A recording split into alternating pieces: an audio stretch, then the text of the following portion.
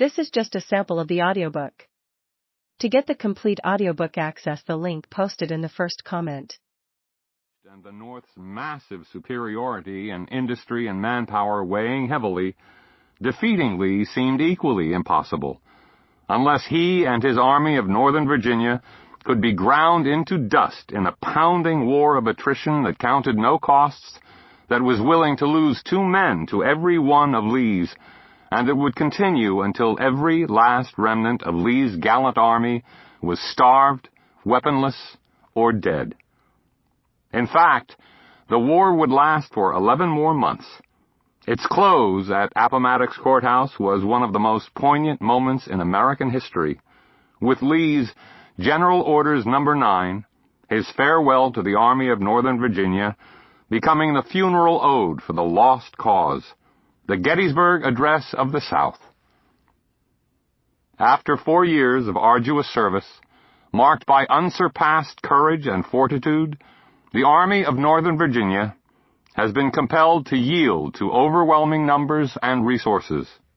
I need not tell the brave survivors of so many hard-fought battles, who have remained steadfast to the last, that I have consented to the result from no distrust of them, but feeling that valor and devotion could accomplish nothing that could compensate for the loss that must have attended the continuance of the contest, I determined to avoid the useless sacrifice of those whose past services have endeared them to their countrymen. By the terms of the agreement, officers and men can return to their homes and remain until exchanged. You will take with you the satisfaction that proceeds from the consciousness of duty faithfully performed, and I earnestly pray that a merciful God will extend to you his blessing and protection.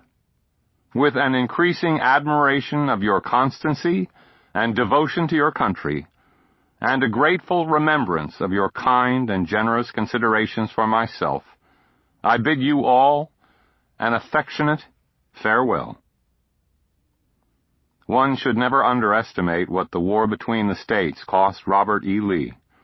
A successful soldier, he was not used to defeat.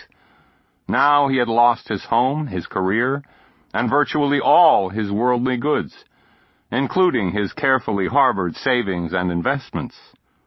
Worse, he had suffered the premature death of a daughter-in-law, 2 grandchildren, and countless colleagues and friends.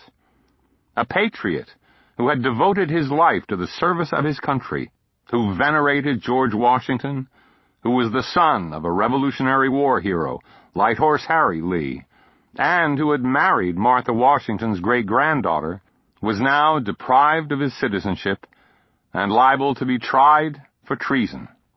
His home state of Virginia was under occupation, its citizens deprived of their rights, its fields, towns, and cities devastated by the Union's policy of total war. And yet, Lee was not defeated. Soon after the war's end, he was increasingly regarded not merely as a military genius, but as someone to be venerated by the South and by the North, to be venerated, indeed, throughout the Western world as a great man. As Winston Churchill would later write, Lee was one of the noblest Americans who ever lived, and one of the greatest captains known to the annals of war.